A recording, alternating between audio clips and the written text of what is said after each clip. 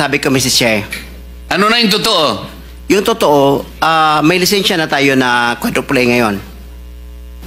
O ngayon nga, ngayon meron ka ng quadruple. Yes, Mrs. Chair. O, ilang project ang na-execute mo na? Marami na eh. O kanina sinabi mo, hindi ka pa nakapag-umpisa eh. Meron akong hawak na martilyo rito, sinasabi ko sa'yo. Mr. Chair. Huwag kang tatawa-tawa kasi hindi nakakatawa ito, ha? Mr. Chairman. Dito lang nagsisinungaling ka na eh. Mr. Kirante, sabi mo kanina, hindi pa nag-umpisa yung QM Builders as a contractor? Yes, Mr. Chair. Hindi ka pa nakagawa ng project? Hindi pa kasi yung nag-asawa ko ng 1991, nag-upisa kami sa hardware. Yung maliit na hardware, nagtitinta ng bambo, mga ganun eh. Mga lipa. Bakit nasama ka sa 15 contractors sa listahan ng Pangulo? Kanina tinatanong ko, wala bang kukontra dito sa sinabi ng Pangulo na 545 billion worth of flood control projects ay ito lang mga 15 contractors ang nakakuha, kasama ka QM Builders. Nandiyan ka pala, bakit hindi ka kumontra? Ba't ngayon sinasabi mo, hindi ka pa nakapag...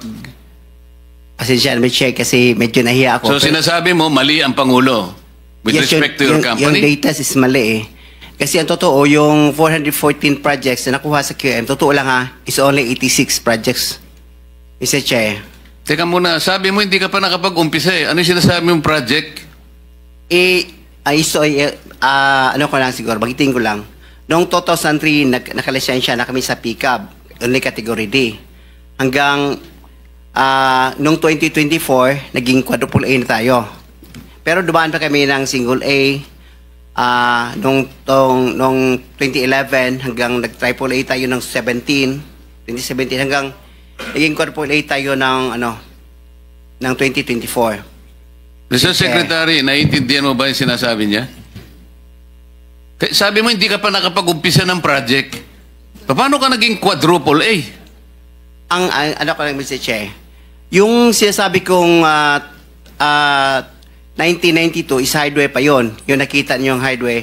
Hindi natin pinag-uusapan yung hardware mo. Ang pinag-uusapan natin, flood control projects. Tinatanong ka kanina, sabi mo, hindi ka pa nagkapag-umpisa ng flood control projects. Paano ka nagkaroon ng lisensya? Paano ka naging quadruple A? At lalong mahalaga, paano ka nasama sa 15? Gumawa ka na ng flood control project. Gumawa na tayo ng flood control project. O ngayon gumawa ka na naman. Ano ba talaga yung totoo? Baka hindi ka makauwi sa araw na ito. Nagsisinungaling ka na naman eh. Hindi po. Ang sinabi ng Pangulo, kasama ka sa 15. Tama, Mr. Huwag mong mamaliitin ito. Pagkatas dito, aartihin mo kami, sasabihin mo, hindi ka pa nagumpisa ka isang hardware. May problema dito eh. Ano na yan, history lang yung sinasabi ko, Mr. Chair. Ano na yung totoo? Yung totoo, may lisensya na tayo na quadruple A ngayon. O ngayon nga, ngayon meron ka ng quadruple. Yes, Mr. Chair. O, ilang project ang na-execute mo na? Marami na eh. O kanina sinabi mo, hindi ka pa nakapag-umpisa eh. Meron akong hawak na martilyo rito, sinasabi ko sa'yo. Mr. Chair. Huwag kang tatawa-tawa kasi hindi nakakatawa ito, ha? Mr. Chairman. Dito lang nagsisinungaling ka na eh. Mr. Chairman, if I may. Yes, Mr. Mukhang nahihirapan kasi si Mr. Kirante mag-explain. Tama ba to? Ang sabi mo kanina, hindi ka pa incorporated at ngayon incorporated ka na in 2024. Yes. Okay. No. Hindi rin. Yung incorporated, yung on process pa yon, hindi pa namin na-approve. So lahat ng project na ginawa mo, sole proprietor? Yes, Your Honor. So nakapag-project ka na? Yes, Your Honor. Ano yung sinasabi mong hindi ka pa nagsisimula or hindi mo pa nagagawa? Yung incorporated, kasi hindi pa na-approve yung namin, hindi pa naman na-practice, hindi pa na-transfer from sole proprietorship into... So kaklaruhin ko lang, marami ka ng project at tama na isa ka sa top 15, correct, Mr. Kirante? Yes, Your Honor. Pero hindi ka pa incorporated. Hindi pa. Yun yung sinasabi mong hindi ka pa incorporated. Yes, Your Honor. Yun yung binabanggit niya kanina, Mr. Chairman. Malabo pa rin eh. Mr. Secretary, tumatanggap ka ng Isang sole proprietorship na mag-undertake ng flood control? Well, Mr. Chair, actually, he has the pickup licensing. His Paano siya license- nagkaroon ng pick-up license as a contractor? He has the a pickup license. Paano ka Credited. nakakuha ng pick-up license, Wala pa Mr. nung, Kirante? Sole wala. proprietorship ka lang? Yes, Mr. Chair. Kailan mo nakuha yan? 2003. Hanggang nag-upgrade tayo sa 2007, naging B tayo. Hanggang 2011, naging A tayo. Yung 2017, naging triple A tayo. ano yung net financial contracting capacity mo as a sole proprietorship? 40 billion, Mr. Chair. 40 billion? Yes, Mr. Chair. Yung financial statement mo, padala mo sa amin.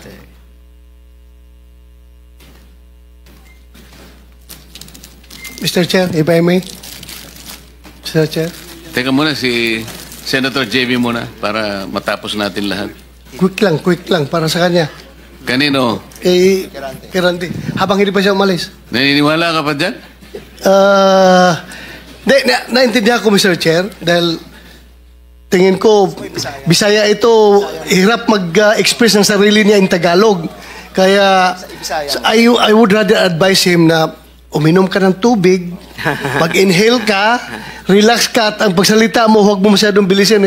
Naintindihan kita pareha tayo Bisaya. May difficulty in expressing yourself ka. Hindi ko kinakampihan, Mr. Chair, ha? Ang sinasabi niya, meron siyang 40 billion pesos. 40 billion. NFCC. 40 billion ang sinasabi niya.